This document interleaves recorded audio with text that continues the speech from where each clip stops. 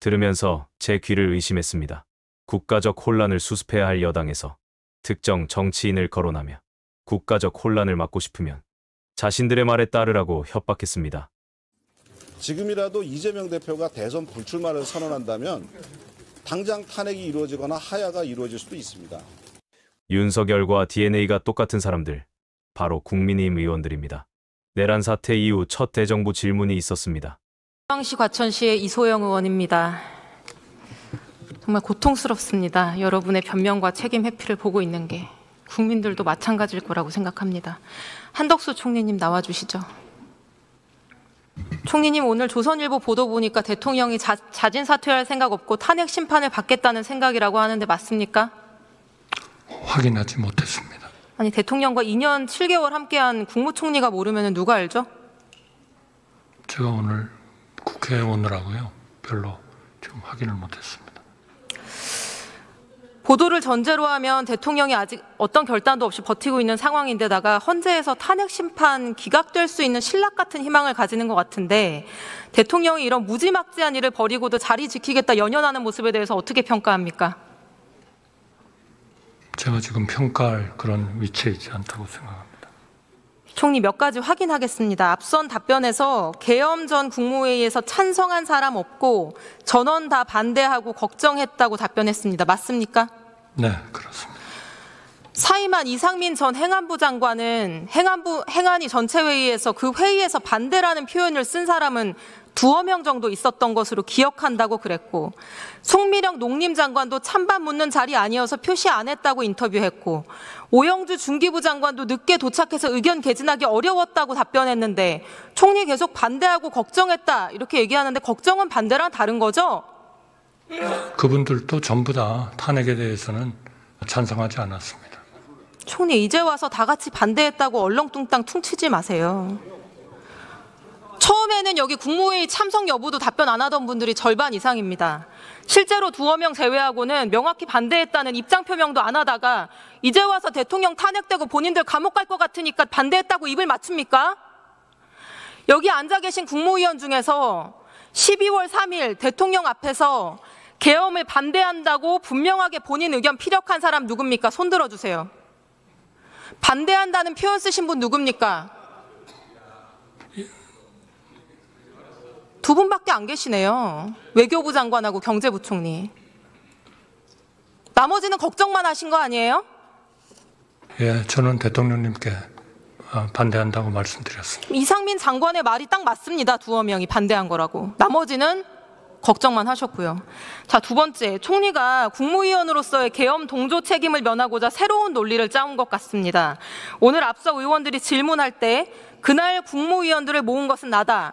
그러나 국무회의를 개최한 것은 계엄의 절차적 흠결을 보완하기 위한 것이 아니라 국무회의를 명분으로 국무위원들이 모여서 더 많은 국무위원들이 반대하고 의견을 제시하고 걱정을 제시해서 계엄을 막고자 하는 것이었습니다. 이렇게 답변했습니다. 네, 그렇게 노력을 했습니다. 즉 총리의 주장은 계엄을 추진하기 위해 개최한 게 아니라 계엄을 막기 위해 개최한 거다, 이런 주장입니다. 맞습니까? 그렇습니다. 그거를 흠결을 없애기 위한 거라면 훨씬 더 실체적이나 실제적으로 그 일반 국무회의와 유사한 그런 체제가 되었어야 된다고 생각합니다만 그렇게 되지 않았습니다. 그리고 국무위원들 모두가 걱정하면서 모여서 전부 다 그 반대 의견을 얘기했고요. 이것은 반드시 대통령님 앞에서 하느냐, 이거는 별로 중요하지 않다고 생각합니다. 문제는 저희가 그거를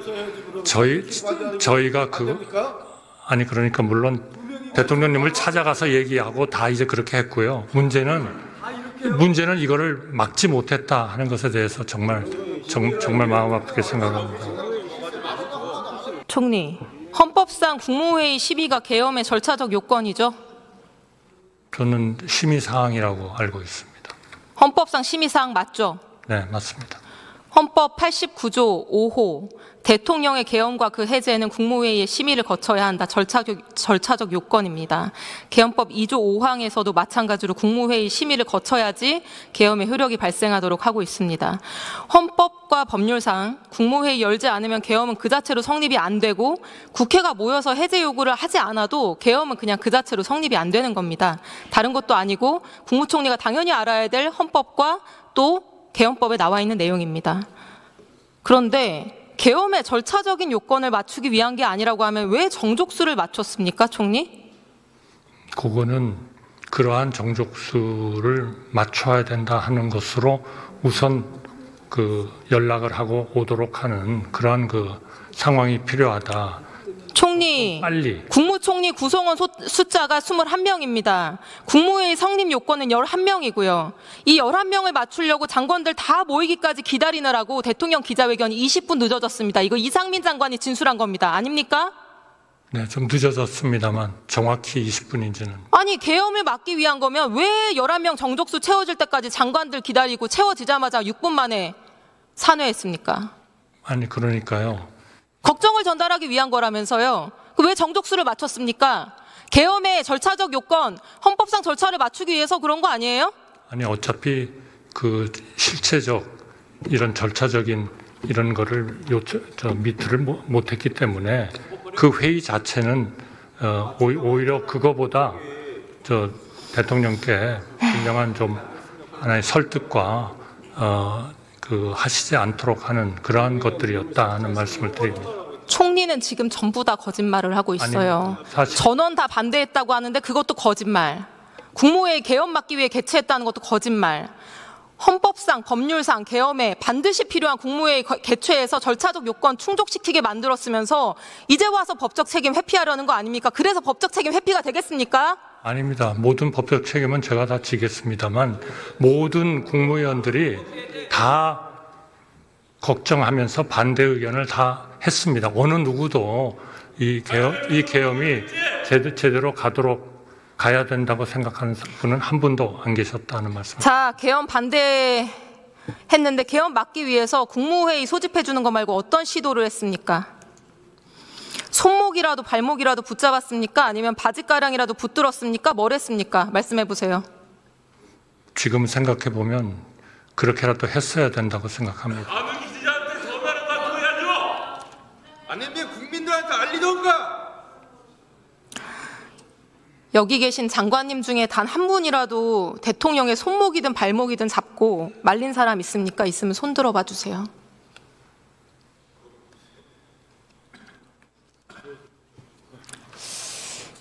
대한민국에 제대로 된 국무위원 한 사람이 없어서 이렇게 파국까지 치닫게 된 것에 깊은 슬픔과 배신감을 느낍니다. 제 앞에는 20명의 국무위원이 앉아 있습니다. 국민들은 대한민국의 국무위원들이 이번 계엄 내란 사태에서 국민에 대한 의무를 다했는지 궁금해하고 계십니다. 그래서 묻겠습니다. 박성재 법무장관 나와주세요. 장관, 그날 국무회의에서 본인 뭐라고 말씀하셨습니까? 만약에 반대했다면 뭐라고 말하면서 반대했습니까? 그리고 무슨 행동과 노력했습니까? 의원님, 한꺼번에 다 모여서 회의처럼 한 사람씩 발표하는 게 아니었고요. 사람들이 오는 순서대로 대통령께 그 비상계엄을 한다는 이야기를 듣고 놀라서 다 각자 여러 가지 이야기를 하고 우려를 하고 또 국무위원들끼리 앉아 있으면서 이렇게 하면 어떡하느냐는 등등 여러 가지 이야기를 했던 것입니다. 공식적으로 본인이 무슨 말 어떻게 했는지 물었습니다.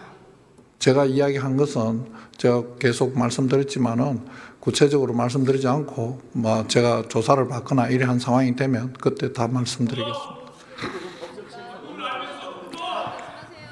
법무장관은 법률 전문가이자 대통령의 법무참모입니다. 맞습니까?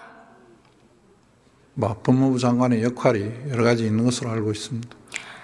적어도 이 많은 장관들 중에 법무장관만큼은 발동 요건 불비, 국회 제한 불가 이런 이유를 대고 끝까지 막았어야 하고 그게 안 되면은 즉시 대통령한테 사표라도 써서 저항했어야 되는 거 아닙니까? 그게 법무장관이라는 공직자가 국민에 대해서 가지는 책임이고 대통령 보좌 기관으로서 대통령이 위험에 빠지는 걸 막을 수 있는 마지막 기회였던 거 아닙니까? 어떻게 생각하세요? 그때는 다른 모든 분들이 대통령께서 계엄 발동을 하는 것을 막기 위해서 다들 말씀을 돌아가면서 계속 하시고 계셨고 그리고 말하지 마세요. 아닙니다. 어떻게 믿습니까 그거를? 6분 동안 이야기한 게 아니라고 아까 총리께서도 말씀하셨습니다. 박성재 장관 그리고 들어가시고 송미령 장관 나와주세요.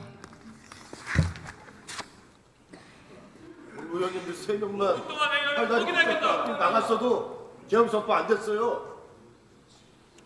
그 3명이 없습니까? 송미령 농림부 장관님. 네. 뉴스원에 이렇게 밝히셨습니다. 당시 상황은 반대 의견을 말할 수 있는 자리 아니었다. 찬성이냐 반대냐를 묻는 자리 아니었다. 계엄인지 알았으면 국무회의 안 갔을 것이다. 맞습니까? 맞습니다. 저는 계엄인지 알았으면 국무회의 안 갔을 거다라는 말을 보고요. 기가 막혔습니다. 이 나라의 장관이고 최고위직 공무원이라면 적어도 참석을 안 했더라도 대통령의 계엄 사실을 알았으면 어떻게라도 국무회의 가서 목청껏 반대하고 대통령 손목이든 발목이든 잡고 내가 막았을 거다. 문 앞에 들어넣어서라도 막았을 거다. 이렇게 말해야 되는 거 아닙니까? 맞습니다. 들어가세요. 근데 의원님 하나만 말씀드려도 될까요? 네. 네. 그날 저는 10시 10분에서 15분 사이에 회의장에 들어갔는데요. 회의에 시작이 없었습니다. 그러니까 대기하는 상태였다고 보시는 게 좋고요. 저는 전혀 상황을 몰랐기 때문에 무슨 회의를 하는 건지를 여쭈었습니다. 옆에 분에게. 딱 2글자 들었습니다. 계엄 이런 말을 듣고 너무 놀라서 정말 정신이 없었습니다. 그래서 말도 안 된다, 막아야 됩니다 라고 이야기를 했고요. 그 자리에는 대통령은 계시지 않았습니다. 그렇게 하겠습니다. 대통령은 언제 들어오셨습니까? 제 기억으로는 그렇게 대기실처럼 앉아있는 상태에서 대통령께서 들어오셨습니다. 들어오셔서 그 시간을 기억할 수는 없습니다. 무척 짧은 시간 동안 계시다가 몇 분 동안 있었습니까? 대통령이. 그 회의실에 대통령이 몇 분 동안 있었습니까? 그 분까지 기억할 경황은 없습니다. 너무 비현실적인 일이기 때문에 그건 당황스러워서 기억하기 어렵고요. 제 기억으로는 2, 3분 정도인데 그 자리에 계신 분들이 발표가 이루어지는 것도 사실은 그 자리에 회의에 있는 국무위원들은 사실 몰랐습니다. 그러니까 왜냐하면 회의의 끝이 없었기 때문입니다. 그러니까 지금 회의를 마칩니다라는 선언이 없는 상태에서 잠시 들어오셨다가 나가셨습니다. 나가셨고 앉아 계신 분들이 당황해하면서 어디 가신 거냐 이런 상황에서 누군가가 휴대전화로 틀었습니다. 근데 육성이 흘러나온 겁니다. 그래서 그런 상태입니다. 그러니까 의원님 말씀하신 대로 바짓가랑이라도 붙잡고 몸으로라도 막을 수 있는 그런 상황이 안 됐습니다. 그래서 정말 죄송합니다. 대통령이 2, 3분 동안 있을 동안 무슨 이야기를 했습니까? 제가 기억나는 건 아무것도 없고 첫 마디만 기억납니다. 누군가와 의논하지 않았다라고 말씀하셨습니다. 첫 마디는 그렇게 시작했고 저는 아무 생각이 안 났습니다. 머릿속이 하였습니다. 그런 이야기도 듣지 못했습니다. 아닙니다. 그거는 제가 확인할 길은 없습니다. 제 기억이 정확하지 않을 수 있습니다. 저는 그날 너무 경황이 없어서 정확하지 않을 수 있지만 제가 지금 기억하는 그리고 저는 이게 의무라고 생각합니다. 말씀을 소상히 드리는 게 제가 아는 범위 내에서 소상하게 드리는 게 의무라고 생각합니다. 그래서 네, 그 정도의 장관님. 기억이 남아 있습니다. 12월 3일에 대한민국에는 국무회의도 국무위원도 없었군요. 저는 국무회의라고 보기는 어렵다고 생각합니다. 들어가셔도 좋습니다. 네. 박성재 장관, 6분이라니까 더 길다고 했는데 2, 3분 아닙니까? 2, 3분 아니에요. 2, 3분. 지금 2, 3분 만난 거 아니에요, 대통령을. 무슨 얘기가 더 길어요? 자, 국무위원 여러분, 제가 이렇게 말씀드립니다. 여러분의 침묵과 방관이 지금 이 사태를 만든 겁니다. 12.12 군사반란에 가담했던 이희성 계엄사령관, 주영복 국방부 장관이 여러분들과 똑같은 말을 했었습니다. 재판정에서. 나는 힘이 없었다. 할 수 있는 게 없었다. 슬라이드 보여주세요. 서울고등법원 이렇게 판결했습니다. 다른 사람의 힘에 밀려 그 소임을 다하지 못했다고 변명하는 것은 하급 관료의 일이고 피고인들과 같이 지위가 높고 책임이 막중한 경우에는 이러한 변명이 용납되지 않는다. 여러분보다 지위가 낮은 어떤 군인은 그날 성관이 진입 임무에 항의하다가 구타를 당했고요. 계엄에 차출된 어떤 방첩사 군인들은 편의점에서 라면 먹고 거리를 배회하다가 일부러 시간을 끌었습니다. 법무부 감찰관은 위헌적 계엄에 따른 명령 받아들일 수 없다면서 곧바로 사표로 저항을 했고요. 대한민국 최고위직에 계신 국무위원님들 정말로 부끄럽지 않습니까? 뭐하러 그 높은 자리에 앉아 계십니까?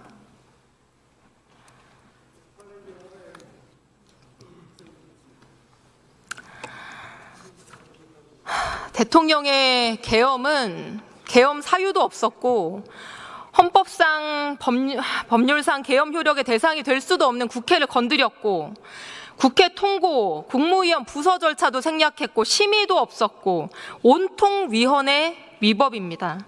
이 불법 계엄에 대해서 윤석열 정부의 마지막 국무위원들이 보인 이 비겁하고 무책임한 모습은 대한민국 역사에 기록될 겁니다. 그리고 마지막으로 이 자리에 몇 분 안 앉아 계시네요. 앉아 계신 국민의힘 동료 의원님들께도 부탁드립니다. 대통령이 조금이라도 반성하고 있다면 당장 하야를 하겠지만 대통령은 하야 대신 탄핵 심판을 받겠다는 입장이라고 합니다. 질서 있는 퇴진에 다른 방법이 없습니다. 헌법이 정한 탄핵 절차에 따라 무너진 헌정 질서에 대한 정치적 책임을 묻고 전국을 안정시킵시다. 부디 이번 주 탄핵 소추안 가결될 수 있도록 도와주십시오. 민심과 양심의 소리를 외면하지 말아주십시오. 이번 주 토요일 반드시 탄핵을 통과시켜서 대한민국 민주주의가 정신 나간 대통령의 폭력보다 훨씬 더 강하고 단단한 것을 보여줍시다. 이상입니다.